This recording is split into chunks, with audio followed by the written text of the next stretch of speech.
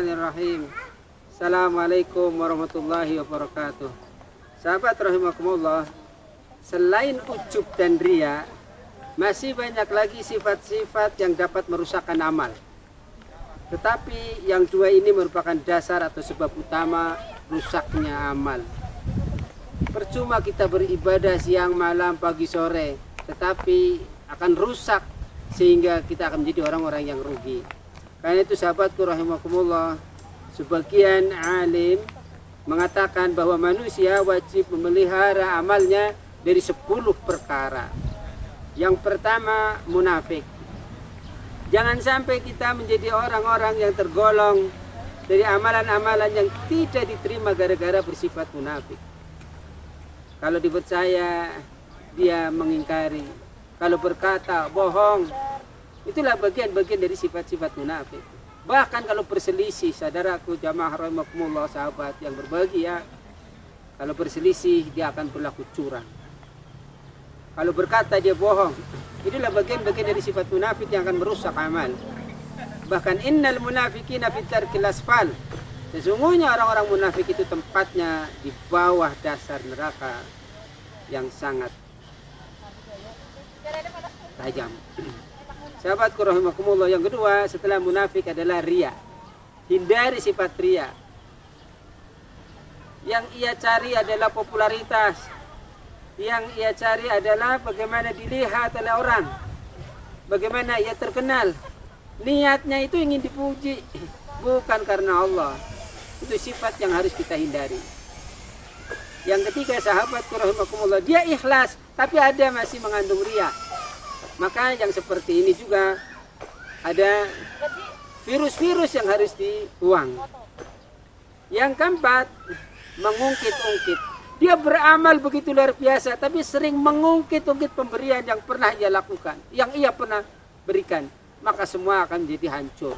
Amalnya menjadi rusak.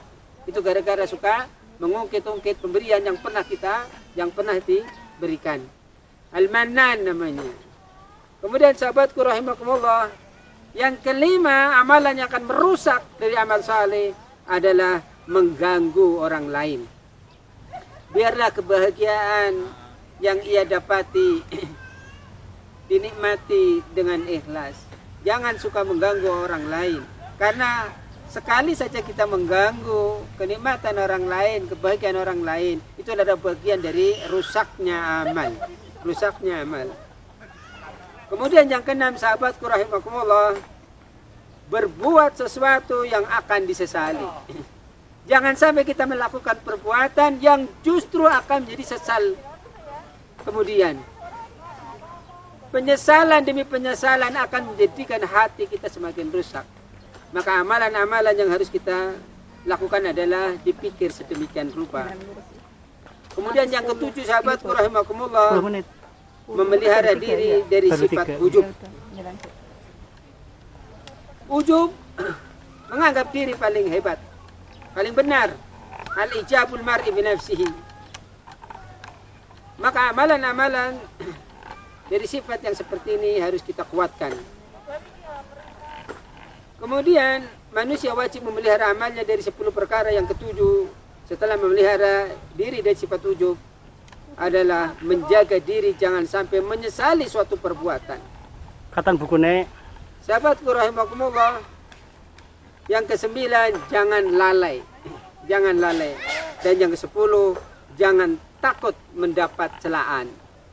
Dari 10 yang wajib kita pelihara, maka lawan dari 10 itu adalah setelah kita berusaha menghindari dari sifat munafik adalah berbuat ikhlas dalam beramal. Ketika kita melakukan perbuatan karena pengen popularitas dunia ria, maka bagaimana kita ikhlas dalam memohon pahala kepada Allah Subhanahu wa taala. Selanjutnya dia itu ikhlas tetapi masih ria, maka pada saat itu ikhlaskan dengan full, penuh keikhlasan. Ketika orang melakukan amal soleh misalnya, kemudian dia mengungkit-ungkit pemberian yang pernah dia lakukan, maka lawannya adalah menyerahkan segala amalan itu semata-mata karena Allah Subhanahu wa taala. Yang kelima, ketika kita punya sifat mengganggu sehingga orang lain merasa terganggu, maka caranya adalah menjaga diri. Jangan sampai menyakiti orang lain. Jangan sampai membuat orang lain itu menderita. Kemudian yang keenam, sahabatku rahimakumullah, ketika kita berbuat sesuatu yang akan disesali, maka bulatkan tekad untuk mendapatkan yang terbaik. Memelihara diri dari sifat ujub, maka selalu mengingat kebaikan dan jasa Allah Subhanahu wa taala. Yang kedelapan, sahabatku, menjaga diri jangan sampai menyesali suatu perbuatan. Maka lawannya adalah mempergunakan waktu sebaik-baiknya untuk beramal. Dan yang kesembilan, sahabatku rahimakumullah, ketika kita melakukan perbuatan yang merusak, jangan lalai, maka obatnya adalah, solusinya adalah mengagungkan taufik Allah Subhanahu wa taala. Dan yang terakhir, ketika ada celaan-celaan, maka takutlah hanya kepada Allah Subhanahu wa taala. Mata yang tidak akan tersentuh api neraka diantaranya adalah ainun bakat fi khasyatillah, mata yang menangis karena takut kepada Allah Subhanahu wa taala. Sifat munafik dapat menghilangkan pahala amal. Ria mengakibatkan amalan seorang ditolak oleh Allah Subhanahu wa taala. Memberi sedekah kemudian mengungkit-ungkit mengakibatkan batalnya pahala yang berlipat ganda. Adapun penyesalan dapat menyebabkan hilangnya pahala dari amal secara keseluruhan, dan ujub menghilangkan berlipat gandanya pahala bersedekah itu. Adapun lengah dan takut mendapatkan celaan menjadikan ringan timbangannya pada mizan. Jadi dikabulkan atau ditolaknya amal oleh Allah Subhanahu wa taala bergantung pada sikapnya. Mengagungkan atau menganggap remeh. Al-istihaf, menganggap remeh. Jika mengagungkan maka akan dikabulkan, tetapi jika meremehkan maka Allah akan menolak amalan itu.